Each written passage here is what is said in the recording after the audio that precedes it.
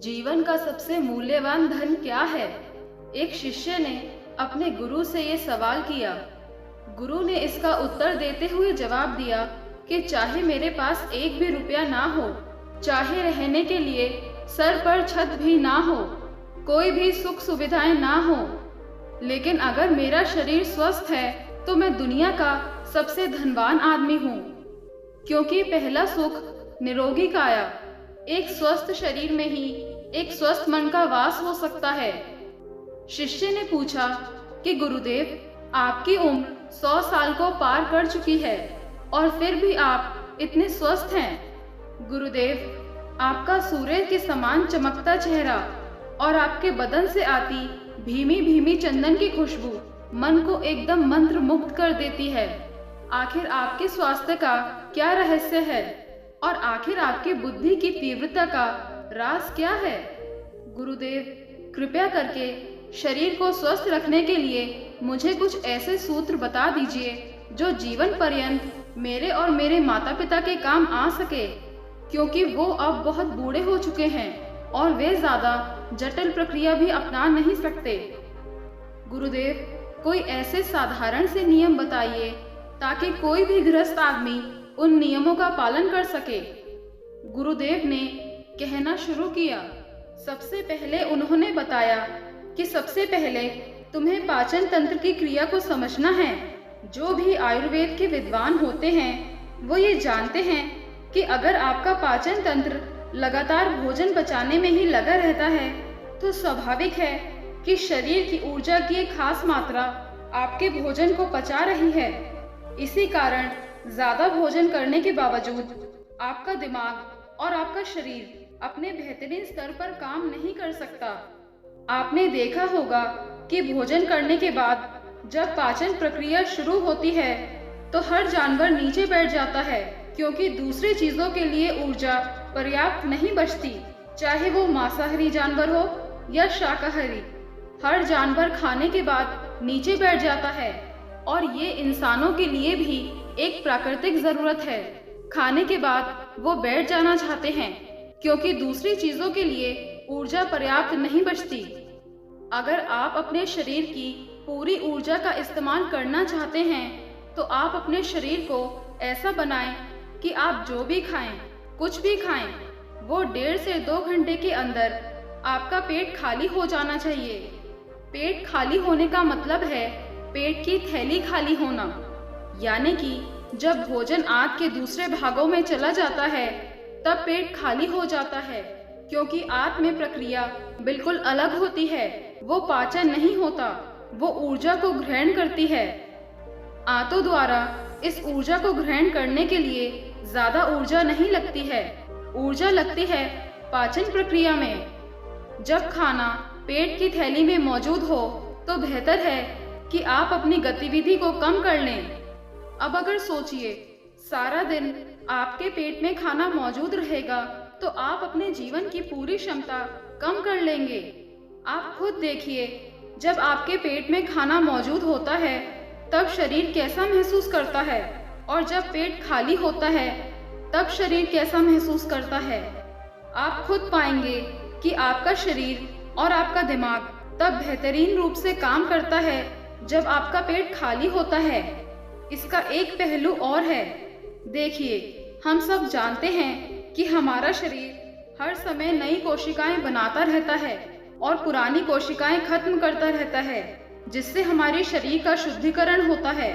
लेकिन जब भोजन हमारे पेट में होता है, यानी कि हमारा पेट जब खाली नहीं होता, तो ये शुद्धिकरण 80% तक कम हो जाता है। वो सारी गंदगी जो शरीर से अपने आप बाहर निकलती थी, अब वो निकलनी बंद हो जाएगी, जो कुछ समय बाद आपके लिए तरह तरह की समस्याएं पैदा करेगी। देखिए, योग में पेट का हमेशा साफ रहना बहुत ही आवश्यक होता है। किसी भी पारंपरिक प्रणाली में अगर आप देखेंगे तो आप पाएंगे कि जब भी आप किसी भी आयुर्वेदिक डॉक्टर या किसी वैद्य के पास जाते हैं तो सबसे पहले वे आपके पेट की सफाई करते हैं, क्योंकि वो जानते हैं कि आपके ज्यादातर प्रॉब्लम्स पेट साफ ना होने की वजह से हैं। सिर्फ एक दिन के लिए अपने पेट को पूरी तरह से साफ करने के बाद महसूस करें कि आपको कैसा महसूस होता है। आप अपने अंदर बहुत हल्का और सुंदर महसूस करेंगे। हर दिन आपको इसी तरह महसूस होना चाहिए। आमतौर पर पारंपरिक रूप से घी को पहले निवाले के रूप में खाया जाता है। घी एक चिकनाई वाला पदार्थ है जो पूरी आहार नली को चिकनाई देता है। आपको सबसे पहले इसे ही खाना चाहिए ताकि ये भोजन के प्रवाह को आसान बना दे। जब आप बहुत मसालेदार भोजन खाते हैं तो उसे खाने से पहले आपके भोजन मार्ग पर घी की परत चढ़ाना बहुत अच्छा होता है। घी का महत्व ये है कि ये आहार नली को साफ रखता है। तो जो व्यक्ति घी का उचित तरीके से सेवन करता है उसका पेट हमेशा साफ रहेगा, क्योंकि वहाँ कुछ नहीं चिपकता, वहाँ कुछ भी लंबे समय तक नहीं ठहर सकता। पेट का कैंसर, आंत का कैंसर आजकल ये बहुत ज्यादा हो रहा है। तो अगर आप एक निश्चित मात्रा में घी का सेवन करते हैं तो ये घटना बहुत कम हो जाती है, लेकिन उसके लिए घी सही गुणवत्ता का होना चाहिए। सही तरीके से गाय या भैंस के दूध से बनाया जाए। अगर घी को उचित तरीके से गाय या भैंस के दूध से बनाया जाए तो इसके कई महत्वपूर्ण फायदे होते हैं। शिष्य ने सवाल पूछा कि गुरुदेव, पाचन क्रिया तो कुछ कुछ समझ गया हूँ, लेकिन आप ये बताइए कि आपकी तरह सूर्य जैसा तेज पाने के लिए, चमकता हुआ चेहरा प्राप्त करने के लिए क्या प्रक्रिया अपनानी चाहिए।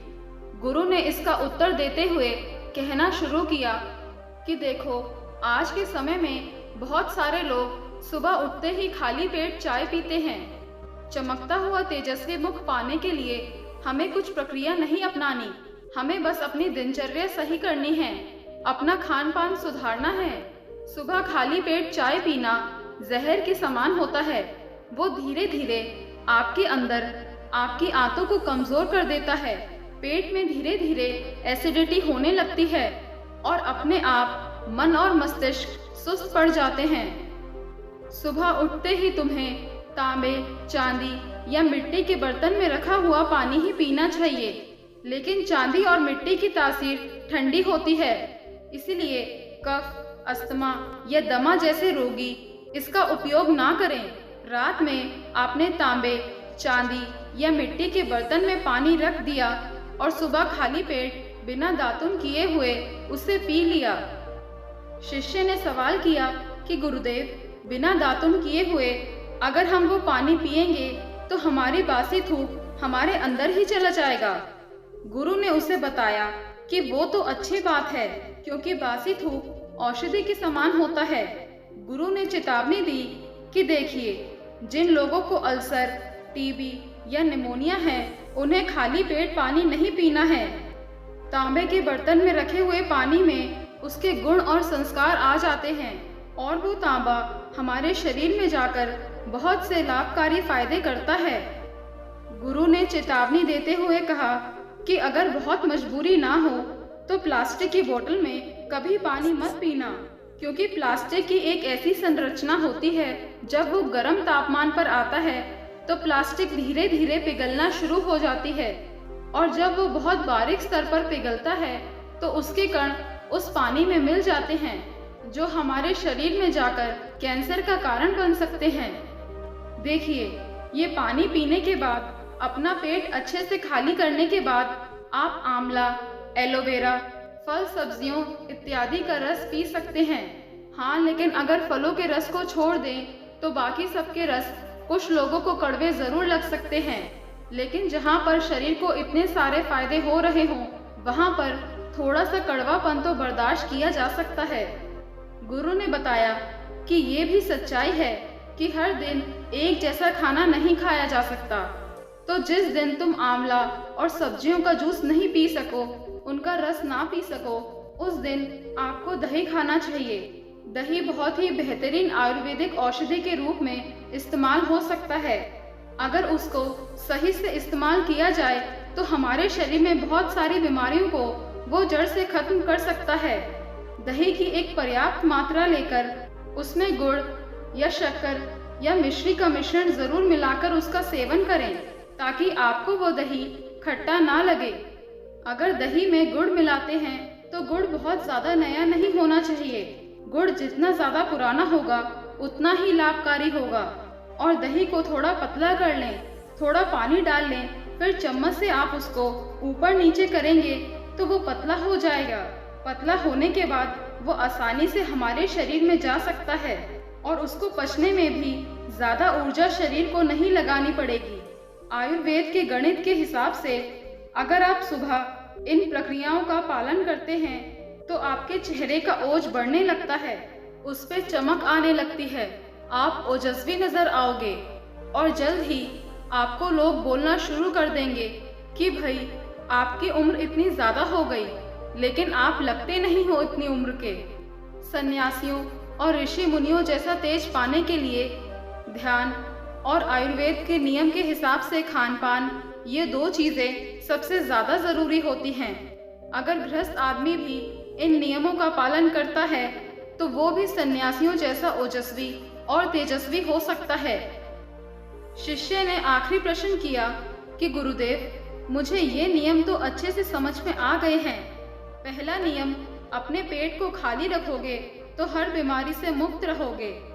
दूसरा नियम कि हम अपने चेहरे पर ओज और तेज कैसे प्रकट कर सकते हैं। बस एक आखिरी समस्या का समाधान और करवाना है। मैं आपसे पूछना चाहता हूँ कि जैसे जैसे आदमी की उम्र बढ़ती है तो उसकी आंखों की और उसके दिमाग की क्षमता कम होती जाती है, तो उस क्षमता को बरकरार बनाए रखने के लिए किन नियमों का पालन करें, फिर क्या खान पान अपने दैनिक जीवन में अपनाएं। गुरु ने खुद की तरफ इशारा करते हुए कहा कि जैसे जैसे उम्र बढ़ेगी वैसे वैसे बुद्धिमान होते जाओगे। बस मैं जो नियम बता रहा हूँ उनको ध्यान से सुन लोगे तो सारी समस्याएं हल हो जाएंगी। सबसे पहले सफेद कद्दू के औषधीय गुणों के बारे में जानो। आयुर्वेद के गणित के हिसाब से सफेद कद्दू का जूस कैंसर को मिटाता है और साथ ही दिमाग की तीक्ष्णता को बढ़ाता है। तीक्ष्णता यानी कि तेज बारीक बुद्धि। लेकिन ये समझ लेना कि सफेद कद्दू का जूस तासीर में ठंडा होता है, इसलिए अस्थमा और जिनको सर्दी जल्दी पकड़ लेती हो ऐसे लोगों को सफेद कद्दू के जूस का सेवन नहीं करना है। दिमाग और आंखों को तेज करने के लिए जो अगला नुस्खा मैं बता रही हूँ वो हर कोई कर सकता है, बल्कि हर किसी को करना चाहिए। 5 देसी बादाम की गिरी जो छोटी वाली होती हैं, क्योंकि वो देसी होती हैं। बड़ी वाली में इतने गुण नहीं होते जितनी छोटे वाली गिरी में होते हैं। 5 वैसी छोटी गिरी और एक अखरोट रात को पानी में भिगो दो, सुबह उनके छिलके उतारो। उन्हें किसी पत्थर के खरल में, याद रखना पत्थर का खरल, किसी ऐसे वैसे बर्तन में नहीं, क्योंकि इससे उसकी गुणवत्ता खत्म हो जाती है। उस पत्थर में ये डालने के बाद उसे मथना शुरू करो।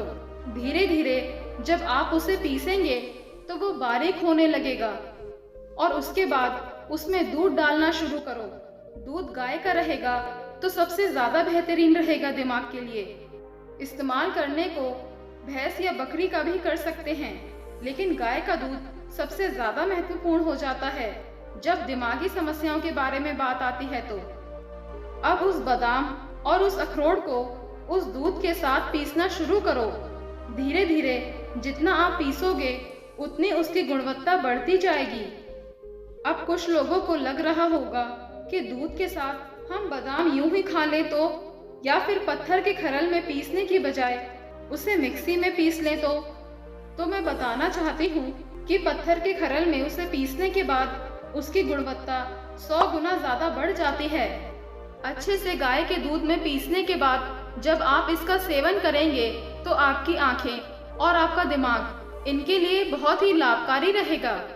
जिन लोगों को भूलने की समस्याएं होती हैं, जो छोटी छोटी चीजें रख के भूल जाते हैं, जो लोग दिमागी रूप से परेशान रहते हैं, तनाव बना रहता है, चीजों के बारे में ज्यादा सोचते रहते हैं, ऐसे लोगों के लिए ये ठंडाई का काम करेगा। उनके दिमाग में एक ठंडक पहुंचाएगा जिससे उनका दिमाग अपने बेहतरीन स्तर पर काम कर पाएगा। शिष्य ने ये नियम अच्छे से कंठस्थ कर लिए। उसके बाद घर जाने के लिए अपने गुरु से आज्ञा मांगी। शिष्य अपने गुरु से आशीर्वाद लेकर अपने घर की तरफ प्रस्थान कर गया। तो दोस्तों, कैसा लगा ये मूल्यवान ज्ञान आपको, वो कमेंट सेक्शन में ज़रूर बताना। और फिर भी आपको कोई सवाल हो तो वो कमेंट सेक्शन में ज़रूर पूछना। तो मिलते हैं ऐसे ही किसी अगली ज्ञानवर्धक वीडियो में। तब तक के लिए अपना ख्याल रखें।